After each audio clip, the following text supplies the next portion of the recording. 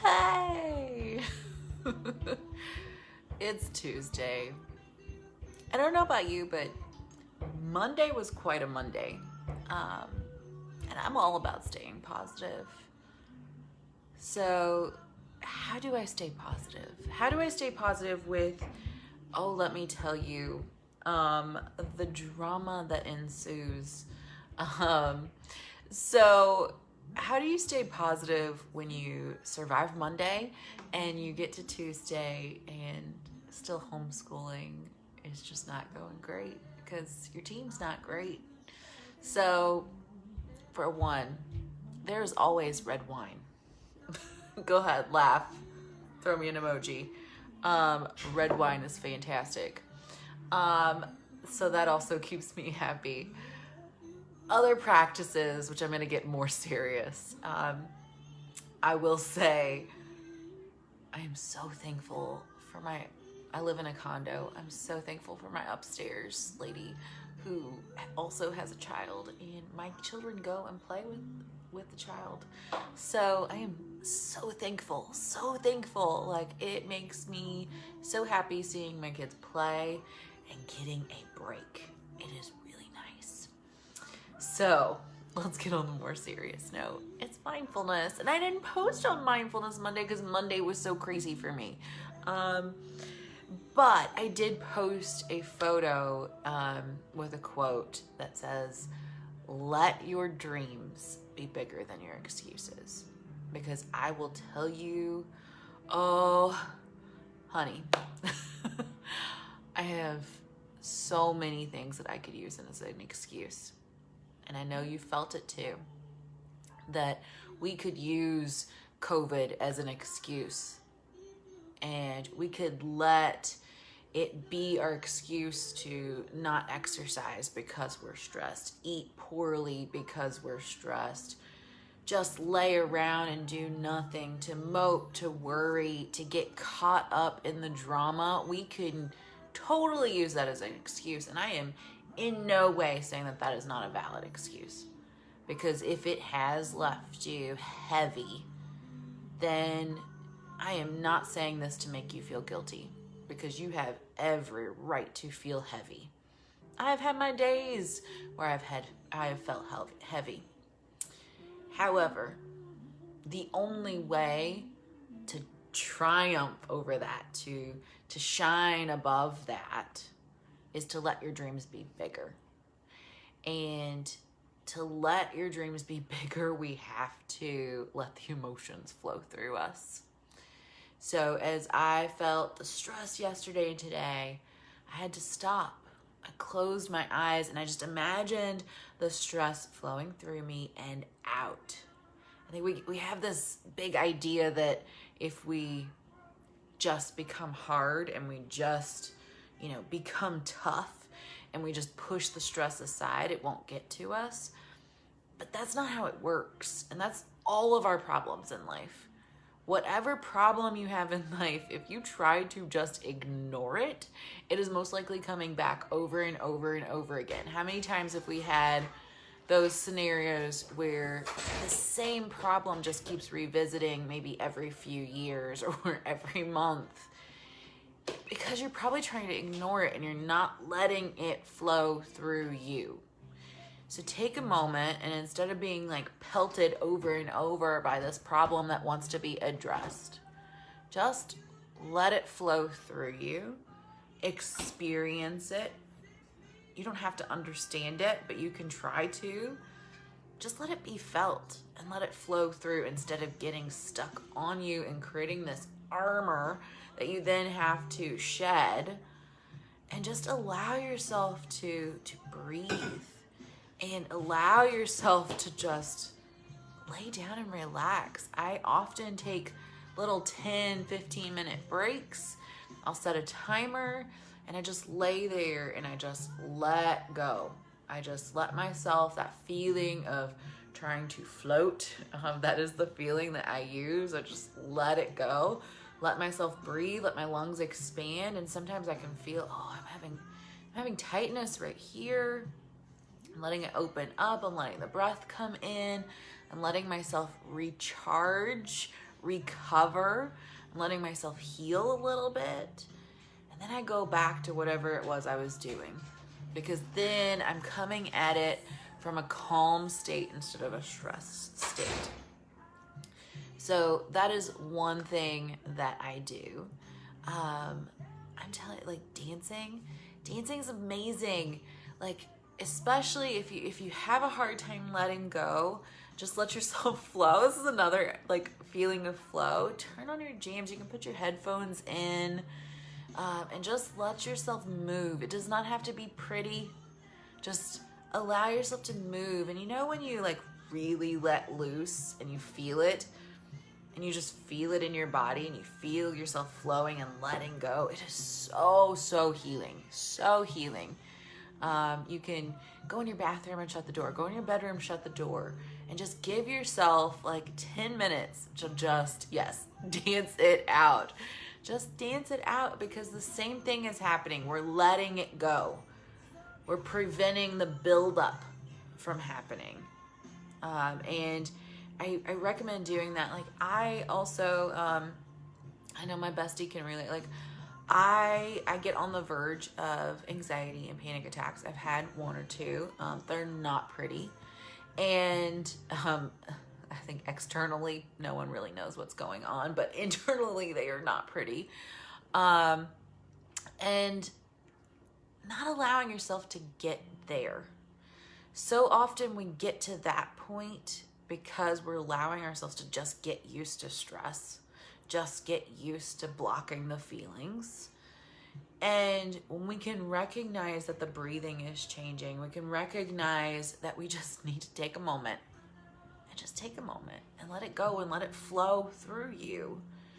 I find that is extremely helpful, extremely helpful. So in review, for one, you can have a glass of red wine. You can have a community where you can text or call someone and tell them, hey, I'm stressed out today. You can text me. You can say, I'm stressed out. And I can say, breathe, take 10 minutes, set a timer and lay down in bed or lay on the floor, put your feet up on the couch. Let yourself breathe or dance it out. Like, oh my gosh, how fun would that be? We should start having little Zoom dance parties just to hold each other accountable, where we're not really watching each other, but we're just turning on some jams and we're just like totally like trans dance, letting it loose. How fun would that be? If you think that would be fun and you think you might want it on that, if we get enough people, I would totally be willing to do that. And if you don't know how to trans dance, I will teach you. No worries. It's super, super healthy. But just allowing yourself to breathe, and we can breathe in different ways. So maybe it's you breathe really well and you can take those steady deep breaths while you're running or walking, or maybe doing yoga or just meditating. Maybe it's cooking, maybe it's whatever it is that allows you to just fully be in the moment, painting, music, whatever it might be. How can you add that into your day? And if your day feels too busy, then add it into your week. I mean, like literally schedule it into your timer, into your schedule. Put it in there, because life is not about stress and survival. I know we feel that way sometimes because our culture puts it on us, and we feel that way sometimes because in our ancient history, we've been in survival mode for so long. But life is not about being in survival mode. We are in survival mode when a tiger is chasing us, and we don't have that anymore. We are in survival mode to take on a challenge for a moment. But we're not supposed to be in survival mode all day. All day long, we're supposed to be enjoying life. We're supposed to be happy. We're supposed to be in the present moment. We are spiritual beings having a human experience. Like, don't get so caught up in the humanness that you forget to be in the beingness. Like, the human, like, this animalistic, lower level brain, do you really want to live in survival mode all the time? When we have this ability to live up in our rational frontal lobe, and we do that by that being part. The human is the physical, the being is the spiritual part. That's why we have two words. It's so much more than just being in survival. We've evolved so much. We don't need to be in survival anymore, and we now know, and technically yogis have known this for over 5,000 years, but we now know that we have the choice. We have the choice. Just as if I can say, imagine an apple in your mind. You can imagine an apple. I can imagine happiness. And some of us don't know it because we haven't experienced enough of it, or we've been living too much in stress. That just even means even more that you need to sit and really create in your mind, what does happy look like? What does dreaming, daydreaming look like? You need that. You need that in your mind for so many reasons. You need it in your mind so that your brain is healthier meaning like it keeps its memory better. So if you find that you're often losing your memory, it's probably because you're in a stressed survival state all the time. Memory is not important when you're in stressed survival state. Memory is important when you're in relaxed state most of the time. And we can keep ourselves in relaxed state by choosing to breathe and tap into relaxation. So how do we get ourselves in a more relaxed state? Is we practice relaxation more. It's you're programming yourself. Every time you take 10 minutes, maybe 3-4 times a day to be more relaxed, over 10-20 days, that's going to be easier to drop into. And not only will it be easier to drop into for that 10 to 15 minutes, but it's going to be easier to drop into anytime you just say relax to yourself. All right, I gave you a lot of freebies. A lot of great good bees in this one. Good bees. I'm going to make that a new word. Good bees. And I just want you to enjoy life so much, even when I'm stressed. I still take a moment, look around, hear the kids whining and saying, Mom, Mom, Mom. Mom. And, right, you have to tune back into when you're out of survival state, you can say, hey, didn't I at one point want to be called Mom? What would I... Mom, Mom, Mom. Wouldn't I be upset if I didn't have that? Mom. I'd be upset if I didn't have it. Mom. I love you. No, you don't. Yes, I do. You acknowledge me. I'm acknowledging you right now. Mom. You're live. What do you want to say on live? Oh, no. So, taking everything into consideration, we always feel thankful for what we had after we've already lost it. Don't wait until you've lost it to be grateful for it. I love you all. Mwah. And I hope you have a lovely Tuesday. Just moi, everyone that's watching. I did totally moi, and I told them I loved them too. Because I know Larissa's watching, and I love Larissa. And I'm going to blow her lots of kisses.